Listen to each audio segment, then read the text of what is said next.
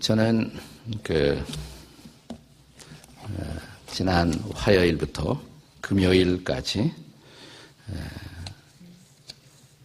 정도와 여수에서 한국교회 지도자들 또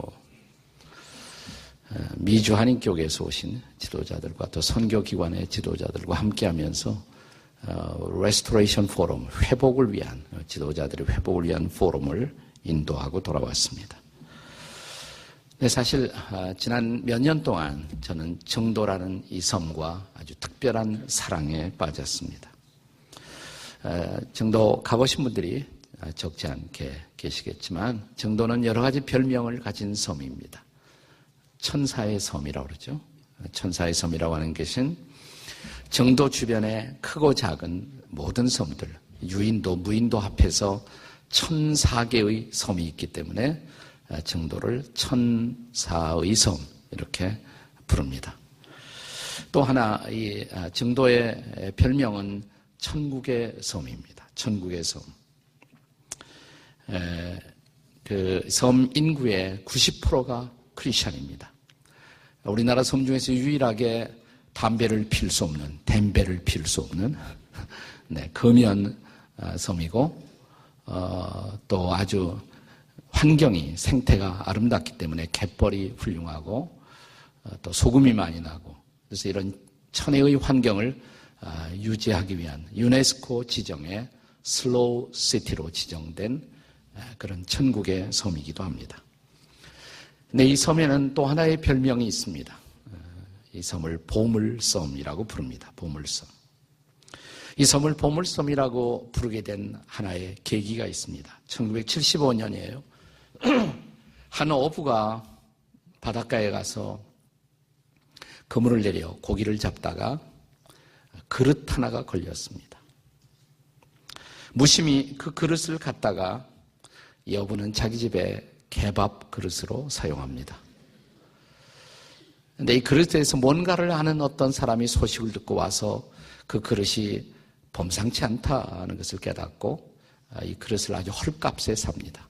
그 후에 그는 이 그릇을 3억에 팔게 됩니다. 네. 개밥 그릇을 알아보는 눈이라는 것이 매우 중요한 것입니다. 네. 옆에 있는 분들하고 개밥 그릇 다시 봅시다. 이렇게 다 같이 시작. 개밥 그릇 다시 보십시다. 우리가 부부가 함께 살면서 때로는 내 아내가 내 남편이 보물이라는 것을 알아보지 못하는 수도 있습니다. 부부로 같이 오신 분은 쳐다보시고 이렇게 얘기하세요. 나는 개밥 그릇이 아니에요. 이렇게 다 같이 시작 한번 해보세요. 나는 개밥 그릇이 아닙니다. 네. 이 소식이 알려지면서 스토리는 정도섬의 공식적인 문화관광 해설가인 이종화 집사님이 증언한 사실입니다. 그 결과 1976년 10월부터 1984년 9월까지 무려 8년에 걸쳐서 대대적인 발굴 조사가 이루어집니다. 그리고 그가 팔았던 이 그릇하고 유사한 수많은 청자, 백자들이 거기서 발굴되기 시작했습니다. 중국의 송나라, 원나라 시대의 유물들인 것이 발견되었고 그것은 이 지역을 지나가던 중국 배의 침몰로 말미암은 것이라는 것도 판명이 되었습니다. 1323년대의 목선이 발견되었고 무려 이 앞바다에서 정도 앞바다에서 2만 3천여 점의 보물들이 발견된 것입니다. 이것이 바로 유명한 신안 앞바다 해저 보물 발굴 사건인 것입니다. 그러니까 무려 700년 동안 이 보물이 바로 이 바닷속에 잠들어 있던 거예요. 700년 만에 이 보물이 발굴된 것입니다. 지금 이 발굴 해역이 한눈에 내려다 보이는 아름다운 언덕에는 이 보물선을, 이 보물 그릇을 싣고 가다가 침몰한 보물선을 복원한 모양의 배가 설치되어 있는 소위 트레저 아일랜드, 트레저 아일랜드가 복원되어 있습니다. 여러분이 정도를 가시면 이 아름다운 장소에서 그 보물이 발굴된 장소를 내려다 볼 수가 있습니다. 중요한 보물들은 다 박물관으로 갔고 그 안에는 모조 그 도자기들이 거기서 우리를 기다리고 있습니다. 그래서 이 섬은 보물섬이 된 것입니다. 그런데 이 섬 정도에는 또 하나 위대한 보물이 우리를 기다리고 있습니다. 이 해저에서 발견된 보물보다 더 위대한 보물일지 모릅니다. 그것은 문중경이라는 한 여인입니다. 문중경 전도사님. 더 정확하게 말하면 이 전도사님 안에 있었던 보물, 그것은 복음이라는 보물, 그리스도라는 복음이었습니다. 이 여인은 결혼하자마자 이미 애인이 있었던 남편에게 소박을 맞은 생과부 여인이었습니다. 그녀는 젊은 날에 절망의 벼랑 끝에서 누군가가 전해준 복음을 받아들였고 신학 수업을 받은 후 자신을 버렸던 이 섬으로 다시 돌아와 복음을 전하기 시작합니다. 그녀의 발걸음이 닿았던 섬이 무려 122개 섬을 그는 자기의 발로 뛰었습니다. 보통 그 당시 우리 한국 사람들이 1년에 고무신 한 켤레 갖고 살던 시절에 1년이면 고무신 9켤레, 10켤레가 닳도록 갯벌에 빠지면서 섬마다 마을마다 찾아다니면서 노래를 부릅니다. 노래의 연사, 찬양의 연사가 있었던 이 여인이 노래를 부르면 노인, 아낙네, 청년, 어린아이들이 다 모여와서 노래소리를 듣고 그리고 그녀가 전하는 복음의 귀를 기울입니다.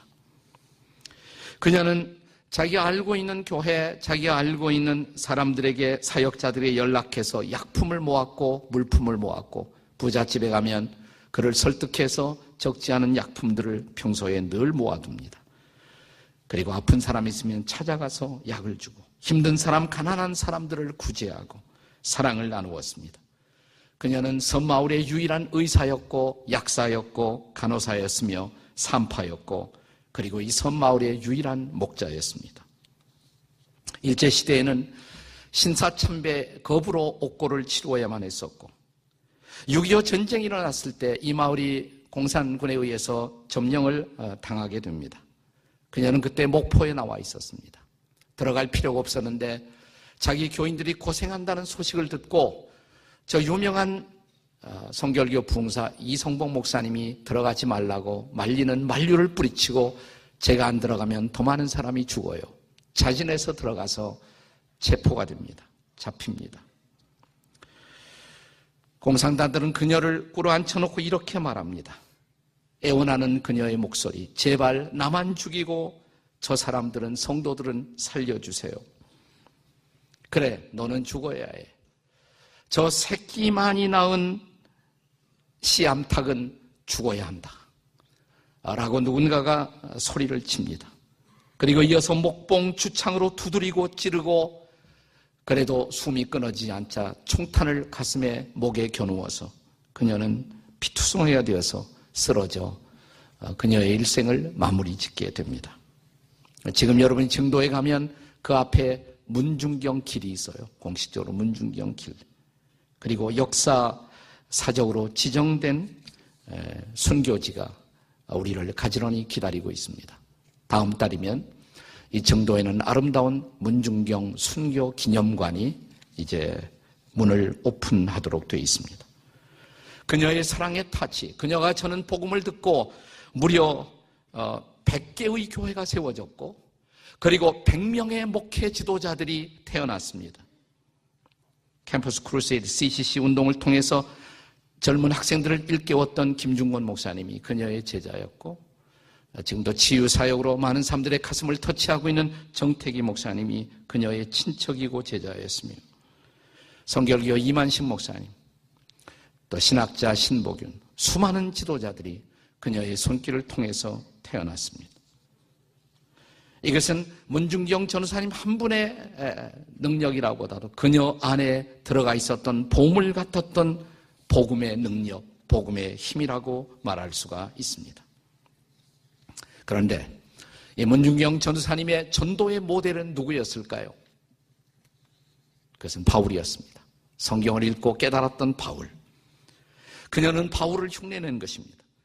그래서 매달마다 신발을 달구면서 섬마을을 순회한 것은 바울이 마치 제1차, 2차, 3차 전도 여행을 통해서 대륙마다 섬마다 찾아다니면서 복음을 전했던 바울 사도의 여정을 그대로 본받은 것입니다. 이런 바울 사도의 발걸음이 AD 53년경에 소위 바울의 제3차 전도여행 당시에 그 당시 소아시아의 관문 항구 도시였던 에베소에 찾아오게 됩니다. 바울은 여기에서 전도여행을 통해서 가장 오랜 시간, 무려 3년 가까운 세월을 머물면서 복음을 전합니다. 그 결과가 어땠을까요? 사도행전 19장 10절을 보겠습니다. 사도행전 19장 10절 다 같이 읽겠습니다. 시작. 2해 동안 이같이 하니 아시아에 사는 자는 유대인이나 헬라인이나 다 주의 말씀을 듣더라. 에베소 도시의 한 곳에 두란노라는 이름의 서원을 마련하고 거기서부터 복음을 전하고 가르치고 그 영향력은 아시아에 사는 모든 사람이 복음을 들었다. 그렇게 아시아 전체, 소아시아를 말하는 것입니다. 지금의 터키 지역, 그 지역에 대단한 복음의 영향력을 끼쳤던 것입니다. 마치 정도에서 문중경 전도사님을 통해 일어났던 역사처럼 그보다 더 일찍이 에베소에서 미신과 우상을 섬기던 수많은 사람들이 주 앞에 돌아와 그리스도인들이 되고 에베소는 그 당시 소아시아 복음의 전략적 거점 도시가 될 수가 있었던 것입니다. 바울은 훗날 이 도시에 세워진 에베소 교회를 향해서 로마의 옥중에서 다시 편지를 쓰게 됩니다.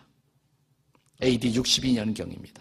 바울이 에베소를 처음 찾아갔던 데로부터 10년이 지나간 시점에서 그는 로마의 옥중에서 에베소 교인들의 신앙이 흘리지 않도록 그들을 찾아 다가오는 거대한 세속화의 바람 속에서 로마의 문화 속에서도 그들에게는 더 위대한 보화, 하늘의 보화, 복음의 보화가 그들에게 있다는 사실을 상기시키기 위해서 쓰여진 편지, 그것이 바로 에베소서인 것입니다. 에베소서의 첫머리 화두인 1장 3절의 말씀을 함께 같이 읽겠습니다. 다 같이 읽습니다. 시작. 찬송하리로다. 하나님 곧 우리 주 예수 그리스도의 아버지께서 그리스도 안에서 하늘에 속한 모든 신령한 복을 우리에게 주시되, 하늘에 속한 신령한 축복이 주어졌다. 땅의 축복과 비교할 수 없는 신령한 복을 그들이 누리고 있는 영적으로 부유한 사람들, 축복받은 사람들, 그것이 당신들입니다. 그것을 상기시켜 주는 것입니다. 자, 그렇다면 문중경 전도사님이 정도에 전한 복음, 그리고 더 오래전 바울이 에베소에 전했던 복음, 그 복음이 가져왔던 놀라운 축복, 영적 축복의 본질은 도대체 무엇일까요? 첫째로 복음은 성부 하나님이 창세전에서부터 우리를 선택하셨다는 바로 그 축복, 영적 축복인 것입니다. 본문의 4절과 5절을 함께 같이 읽겠습니다. 다 같이 읽습니다. 시작. 곧 창세전에 그리스도 안에서 우리를 택하사 우리로 사랑 안에서 그 앞에 거룩하고 흠이 없게 하시려고 5절. 그 깊으신 뜻대로 우리를 예정하사 예수 그리스도로 말미암아 자기의 아들들이 되게 하셨으니. 바울은 에베소 교인들이 복음을 받아들이고 그리스도를 영접한 후에 깨달아야 할 가장 놀라운 일이 있다면 그것은 하나님이 그들을 창세전부터 선택하셨기 때문에 그 선택의 결과로 당신들이 하나님의 아들들이 자녀가 되었습니다 라는 사실입니다. 물론 저와 여러분에게 어느 날 예수 믿기로 결단한 그날이 있었습니다. 교회 나가기로 작정한 그날이 있었습니다. 나는 내 발로 간 것입니다. 나 스스로 결단한 것입니다. 이렇게 생각할지 모릅니다. 그러나 우리들의 그런 결단의 배후에는 나의 결단을 가능하게 만들었던 하나님의 인도, 성령의 역사가 있었다는 사실을 우리는 결코 잊지 말아야 합니다. 그래서 바울은 고린도전서 12장 3절에서 이렇게 말합니다. 성령으로, 여기서부터 읽겠습니다. 시작. 성령으로 아니하고는 누구든지 예수를 주시라 할 수가 없느니라. 아멘이십니까? 내가 예수님을 주라고, 주님이라고, 주여라고, 구주라고 고백하게 된 것, 그것은 내 힘이 아니라는 것이에요. 성령의 역사라는 것이에요. 그러므로 모든 우리들의 구원의 체험, 신앙의 체험의 저 건너편에 하나님이 우리를 하나님의 자녀 되도록 미리 계획하신 그 하나님의 계획과 하나님의 선택의 은혜가 있었다는 사실을 우리는 볼 수가 있어야 합니다. 이것을 우리는 선택의 교리 혹은 예정의 교리라고 부릅니다. 그리고 한 걸음 더 나아가 인지해야 할 사실은 우리가 모두 주님을 참으로 만나기 전에 우리는 전혀 하나님의 자녀가 아닌 것처럼 살고 있었다는 사실입니다. 그런데 예수를 믿자마자 우리는 당당한 하나님의 자녀의 신분을 누리게 됩니다. 기독교 교리에서는 그것을 양자됨의 교리, Doctrine of Adoption, 양자됨의 교리, 하나님이 우리를 법적인 자녀로 다시 세워주셨다는 것입니다. 그렇게 하신 이유가 뭘까요? 뭐 때문에 창조주이신 하나님이 저와 여러분을, 죄인이었던 우리를 당신의 자녀로 삼아야 할 어떤 이유가 있었을까요? 그 대답이 6절입니다. 6절 다 같이 읽겠습니다. 시작. 이는 그가 사랑하시는 자 안에서 우리에게 거저 주시는 바 그의 은혜의 영광을 찬송하게 하려 함이라. 거저 주시는 은혜, 내가 행한 무엇과 상관없이 내게 주시는 일방적인 그 은혜, 그 은혜를 받은 우리가 그 은혜를 주신 그분의 영광을 영원히 찬미하며 살도록 하기 위해서 하나님이 그렇게 하셨다는 것입니다. 여러분, 만약 예수 믿는 것이 순전히 나 자신만의 선택이고 나 자신만의 행위에 기초한 결단이었다면 구원은 공적이 될 것입니다. 내 공로가 될 것입니다. 그리고 구원은 결코 감사나 감격일 수가 없을 것입니다. 그러나 우리가 하나님의 자녀됨은 바로 그분의 선택이었기 때문에, 그분의 인도였기 때문에, 그분의 자비, 그분의 사랑이었기 때문에 우리가 구원받은 자로서 우리가 할 것은 그분을 영원히 찬양할 것밖에 없습니다. 저는 제가 미국 이민 목회를 할 때 제가 좀 잘 알던 미국 목회자 가운데 한국 아이를 셋이나 입양한 미국 목사님이 있었어요. 그런데 그 세 아이 가운데 둘은 다 장애아였습니다. 한 번은 제가 아주 조심성스럽게 물었습니다. 어떻게 아픈 아이들, 하필이면 정상적이 아닌 아이들을 입양하신 특별한 이유라도 있습니까? 그때 이 목사님은 제 눈을 뚫어지게 쳐다보면서 이렇게 말해요. 당신과 나도 비정상인 거 아느냐고. 우리도 다 비정상인데, 우리가 다 죄인인데, 우리가 다 비정상이고 하나님 보시기에 형편없는 사람들인데 하나님이 당신이나 나를 그의 자녀로 입양하지 않았느냐고. 와, 나는 그 대답을 잊을 수가 없어요. 그 은혜 보답하기 위해서, 그 사랑, 갚을 수 없는 그 사랑 보답하기 위해서 내가 조금 입양받은 자로서 입양아를 입양해서 내가 노력하고 있는 것뿐이라고. 나는 그분의 대답을 잊을 수가 없어요. 그렇습니다.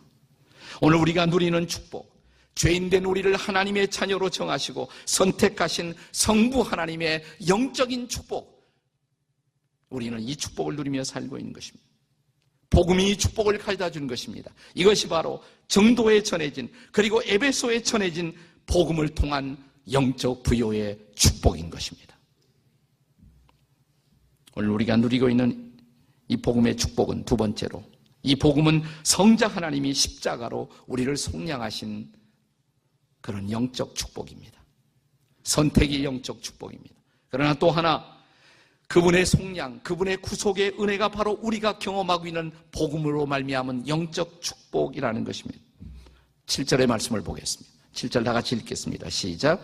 우리는 그리스도 안에서 그의 은혜의 풍성함을 따라 그의 피로 말미암아 속량, 곧 죄사함을 받았느니라. 여기 속량이라는 단어가 나오죠. 속량.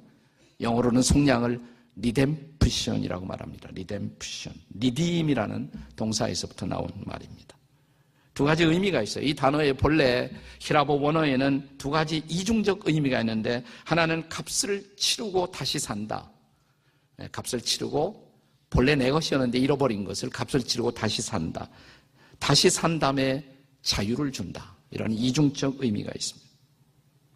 옛날 사람이 노예로 거래되던 그런 시절에 누군가 폭력적인 주인에게서부터 내가 해방되어 친절하고 자비로우신 새 주인에 의해서 내가 산바 되었다면 그것도 은혜죠. 그 폭력 주인에서 이제 벗어났으니, 좋은 주인을 만났으니까.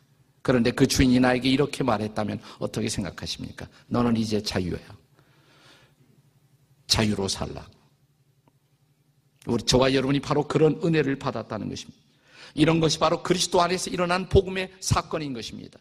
죄로 말미암아 하나님의 진노를 피할 수가 없었던 우리의 죄를 그리스도가 짊어지고 십자가에 흘린 보혈의 대가를, 그 비싼 값을 지불하고 우리를 하나님의 것으로 사주신 다음에 하나님은 이렇게 말씀하십니다. 너는 이제 더 이상 노예가 아니야. 너는 내 자녀야. 너는 자유인이야. 이것이 바로 복음을 통해서 우리가 누리게 된 축복인 것입니다. 여러분, 실제 옛날 로마에는 이따금씩 노예들에게 그런 자선을 베푸는 주인들이 있었습니다. 혹시 옛날 명화, 아주 옛날 명화 벤허를 기억하십니까? 저는 수많은 영화를 봤지만 아직 벤허보다 위대한 영화는 없었다고 생각합니다. 이 영화에 보시면 전쟁선에서 배에서 쇠사슬을 메인 채로 노를 젓던 이 주인공 벤허가 이 배가 침몰하자 거기서 빠져나와 사령관을 구출합니다. 배를 움직이고 있던 로마의 사령관을 구출합니다. 사령관은 이 주인공 벤허에게 자유를 줍니다. 자유를 줄 뿐 아니라 그대가 원하면 내가 자네를 내 아들로 삼고 싶네. 사령관이 벤허를 아들로 삼지 않습니까? 양자로 삼은 거예요. 그 사령관은 양자 벤허를 진정한 아들로 삼고 정말 문자 그대로 아들처럼 친구처럼 대동하고 다니고 그를 우정으로 대하고 마침내 그의 꿈을 이룰 수 있도록 돕지 않습니까? 그런데 같은 드라마가 속량받고 구원받고 용서받은 저와 여러분에게 일어났다는 사실입니다. 8절과 9절을 보십시오. 본문의 8절 9절 다 같이 읽겠습니다. 시작. 이는 그가 모든 지혜와 총명을 우리에게 넘치게 하사. 9절. 그 뜻의 비밀을 우리에게 알리신 것이요 그의 기뻐하심을 따라 그리스도 안에서 때가 찬 경륜을 위하여 예정하신 것이니. 여기 이제 그의 자녀된 우리에게 주님은 우리를 속량하셨을 뿐만 아니라 비싼 대가를 지불하고 우리에게 자유를 주셨을 뿐만 아니라 이제 우리에게 가장 그분의 깊은 비밀을 나누어 주는 관계로 우리를 삼아 주셨다는 것입니다. 혹시 요한복음 15장 15절에 주님의 말씀이 생각이 나지 않으시는지요? 우리 같이 읽겠습니다. 시작. 이제부터는 너희를 종이라 하지 아니하리니 종은 주인의 하는 것을 알지 못함이라. 너희를 친구라 하였나니 내가 내 아버지에게 들은 것을 다 너에게 알게 하였느니라. 너희는 더 이상 내 종이 아니라고, 너는 내 친구라고, 나는 하늘 아버지의 모든 비밀을 너에게 다 말하고 싶다고 우리를 친구로 삼아주시고 하늘 아버지의 비밀을 알려주시고 그 비밀을 이루는 놀라운 일에 나를 써주시겠다는 하나님의 약속. 이것이 바로 복음을 통해서 우리에게 주어진 축복인 것입니다. 얼마나 놀라운 특권입니까? 얼마나 놀라운 은혜입니까? 그래서 이 은혜를 경험한 사람들은 신바람나게 이 복음을 전할 수밖에 없는 것입니다. 바울은 육신의 아들이 없었지만 수많은 사람들을 자기의 제자로 삼아 이 복음의 위대한 소식을 전파하도록 양육했던 것입니다. 정도의 문중경 전도사님도 자식이 없었지만 육신의 자녀가 없어도 수많은 제자들을 제자 삼아 그들에게 이 복음을 전하도록 위탁했던 것입니다. 문중경 전도사님에게 총뿌리를 겨눈 사람들에게 마지막으로 그녀가 부르짖던 부르짖음은 이런 것이었습니다. 나만 죽이고 저기 있는 내 제자 백정희 전도사는 살려달라고, 나는 죽이고 저 여인을 살려달라고. 이상하게 그들이 그 요청을 들어주었습니다. 그녀는 갔지만 그녀의 수많은 제자들이 계속해서 복음을 전하는 놀라운 일들이 일어나는 것입니다. 바로 이것이 복음의 능력인 것입니다. 이 속량의 복음이 정도에 전해졌고 에베소에 전해진 것입니다. 이 복음을 통한 속량의 축복, 구속의 축복, 자유의 축복, 이 축복의 부요를 누리시기를 주의 이름으로 축원합니다. 마지막으로 복음은 성령 하나님이 우리를 인치시고 기업의 보증 삼아 주신 영적 축복입니다. 성부 하나님 우리를 선택하시고 성자 하나님 우리를 속량하시고 성령 하나님 우리를 인치셨다는 말입니다. 13절 같이 읽겠습니다. 시작. 그 안에서 너희도 진리의 말씀 곧 너희의 구원의 복음을 듣고 그 안에서 또한 믿어 약속의 성령으로 인치심을 받았으니, 인치심이란 말은 영어로는 sealing이죠. sealing 이렇게 말하면 sealing. 도장 찍었다 이 말이에요. 또 요즘식으로 말하면 서명했다는 말입니다. 그런데 인치심의 본질은 소유권입니다. 소유권을 주장하는 것이에요. ownership. 예. 우리가 가난했던 시절 좋은 물건 하나 생기면 누가 가져갈까봐 거기다가 우리가 도장부터 찍지 않았습니까? 네, 사인해두고. 지금 성경이 흔하지만 옛날 성경이 없던 시절에 하나 생기면 거기다가 사인을 해놔요. 저는.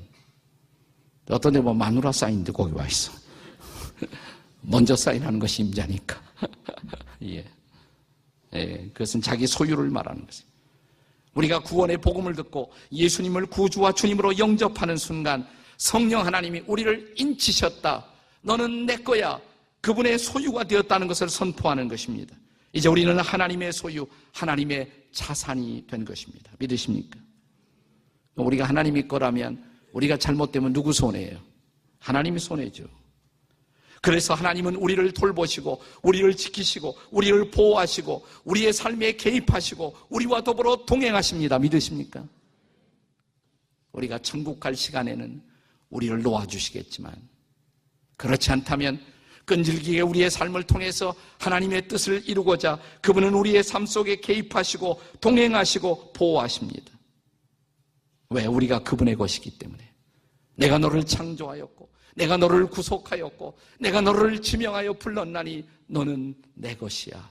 이사야 43장 1절의 말씀이죠. 너는 내 거야 라고 말씀하십니다. 본문 14절에서 바울은 또한 우리 안에 찾아오신 성령님이 우리가 누려야 할 그 기업의 보증이 되셨다라고 말합니다. 성경에서 기업이라는 이 개념은 본래 성도들이 이 세상과 저 세상에서 누려야 할 모든 축복을 망라하는 개념이 바로 성경에서 기업이라는 의미인 것입니다. 그런데 우리가 예수님을 영접할 때 우리 안에 찾아와 거하시기 시작한 성령님, 그 성령님의 임재 자체가 우리가 누려야 할 기업의 보증인이 되셨다는 말입니다. 우리가 집을 계약하면 먼저 보증금을 지불합니다. 앞으로 남은 금액도 책임지고 지불하겠습니다라는 약속이죠. 우리가 예수 믿었을 때 우리 안에 찾아오신 성령님, 그 성령님이 보증인이 된 거예요. 너는 앞으로 이런 축복을 누릴 거야. 이 땅과 저 세상에서 우리가 누릴 모든 기업의 보증인으로 찾아오신 성령님.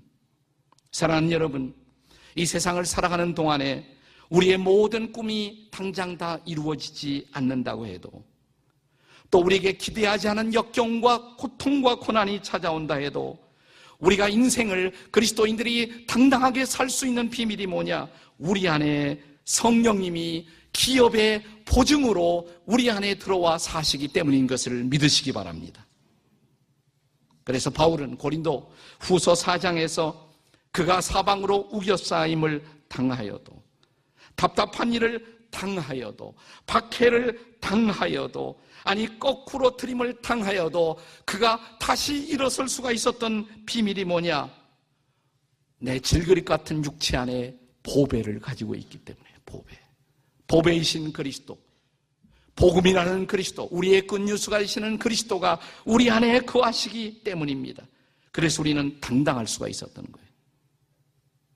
저는 문중경 전도사님의 스토리를 현지에 가서 여러 차례 계속 들었어요. 이번에 또 들었습니다만 전도사님이 예수 믿기 전과 믿기 후에 달라진 가장 커다란 변화가 뭐냐? 한마디로 말하면 당당함입니다.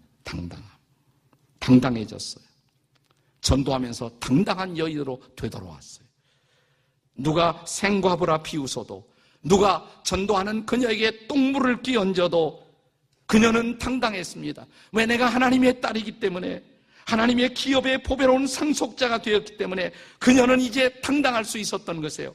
그녀 안에 복음을 품었기 때문에, 그리고 이 복음이 이 섬의 소망이고 생명이라고 믿었기 때문에 그녀는 당당할 수가 있었던 것입니다. 그리고 마침내 그녀는 이 척박한 섬을 보물섬으로 만든 주인공이 된 것입니다. 저는 최근 우리가 자주 부르는 복음성가를 아마 문중경 전도사님이 알았더라면 신나게 불렀을 것입니다. 그녀는 옛날 복음성가를 많이 불렀지만 허사가 뭐 이런 거, 또 예수 사랑하심을. 근데 오늘 우리가 자주 부르는 이 복음성가의 내용이야말로 전도사님의 생애에 가장 적합한 메시지라고 저는 생각합니다. 나를 지으신 주님, 내 안에 계셔. 처음부터 내 삶은 그의 손에 있었죠. 그는 내 아버지, 난 그의 소유. 내가 어딜 가든지 날 떠나지 않죠. 내 이름 아시죠? 내 모든 생각도 아빠라 부를 때 그가 들으시죠. 내 흐르는 눈물 그가 닦아주셨죠. 한 많은 여인의 눈물을 닦아주시고 그녀의 아버지가 되어주시고 그녀를 당신의 딸로 당신의 종으로 삼으시고 한 섬을 변화시키고 복음의 능력과 영광을 드러내었던 그 예수 그리스도는 지금도 복음이십니다. 우리에게 복음이십니다. 정도를 에베소를 바꾸었던 이 복음이 바로 우리의 복음인 것을 확인하는 복된 날이 되시기를 주의 이름으로 축원합니다.